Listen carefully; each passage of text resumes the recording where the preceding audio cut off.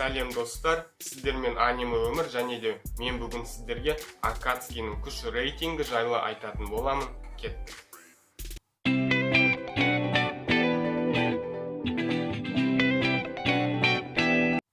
Бүгін мен Акацкий ұйымын күш деңгейі бойынша орналастырамын, ал бастайық.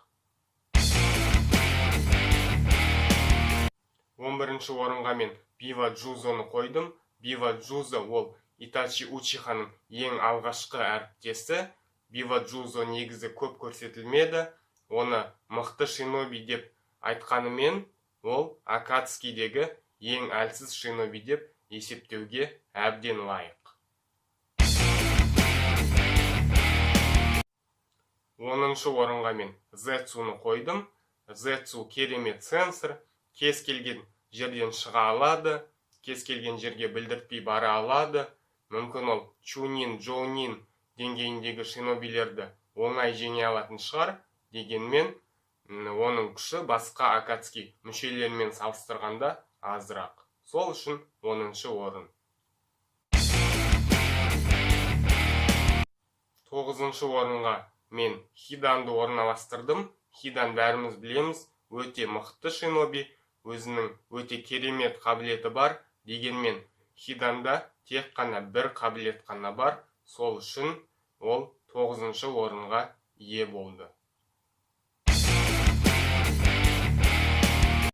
8-ші және 7-ші орындарды мен Какудзу мен Кисамеге бердім. Бұл екі шиноби қабілеттері бойынша өзара ұқсас.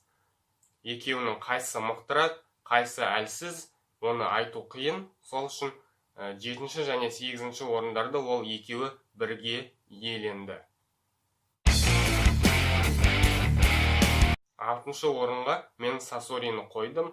Сасорины 6-шы орынға қойған себебім, оның қабілеттері өте көп. Хироко құйыршығы.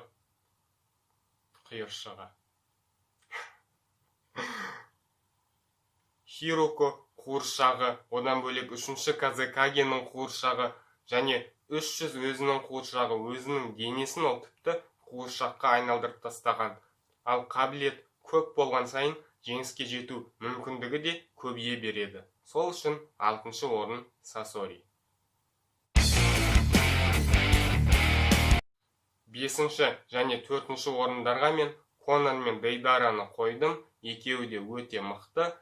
Конанның жарылыстары Дейдаранікінен әлсіз болса да, Конан өзінің ең мықты техникасынан кейін тірі қалады. Ал Дейдара өзінің ең мықты ниндзюцусын қолданғанда, ол өз өмірін құрбан етеді.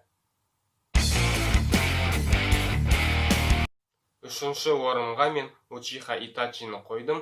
Итачи өте мықты шиноби, кейбір адамдар оны тіпті Мадараны да жеңеді, Пейнді де оңай жеңеді, Обитоны да оңай жеңеді деп айтады. Дегенмен, мен олай айта алмаймын. Ол әрине өте мықты, дегенмен әр шинобиның өзінің деңгейі бар ғой. Сол үшін Итачины мен 3-ші орынға қойдым. Ал 2-ші орынға мен Тобины қойдым. Тобины 2-ші орынға қойған себебім, Акацкийнің уақытында Тоби әлі кейіпкер ретінде толық ашылмаған болатын. Бірақ өзінен төмен шинобилерді оның әрине жеңуге күші жеткілікті.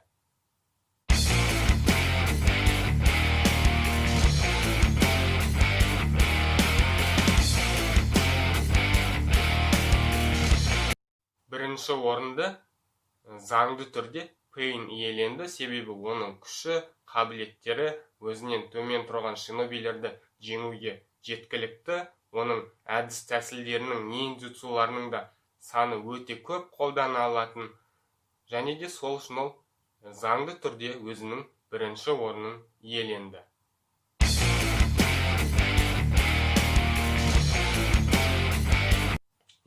Достар, сіздер менің бір Акацкий мүшесін тастап кеткенімді байқаған шығарсыздар, және ол Арачимару. Арачимаруны біз осы топтағы ең мықты шиноби деп айтсақ болады. Арачимару керек десеңіз барлығында жеңе алады. Неге? Себебі Арачимаруны өлтіру өте қиын.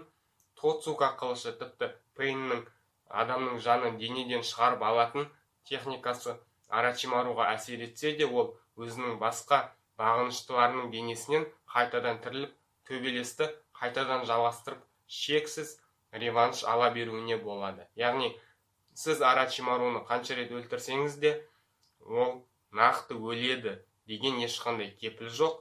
Сол үшін менің ойымша Акацкидегі ұзақ мерзімді перспективадағы ең мықты шиноби ол Орочимару. Осымен видеоны аяқтаймыз, достар. Егер сіздер менімен келіспесеңіздер, астына өз топтарыңызды жазып кетіңіздер. Ал сіздермен бірге болған аниме өмір видеоны көргендеріңіз үшін көп рахмет. Сау болыңыздар. Достар, келесі видео не туралы болады деп ойлайсыздар? Келесі видеомыз 2 күннен кейін шығады, және де ол видеода сіздер аниме тест тапсырасыздар. Сол кезде жолыққанша.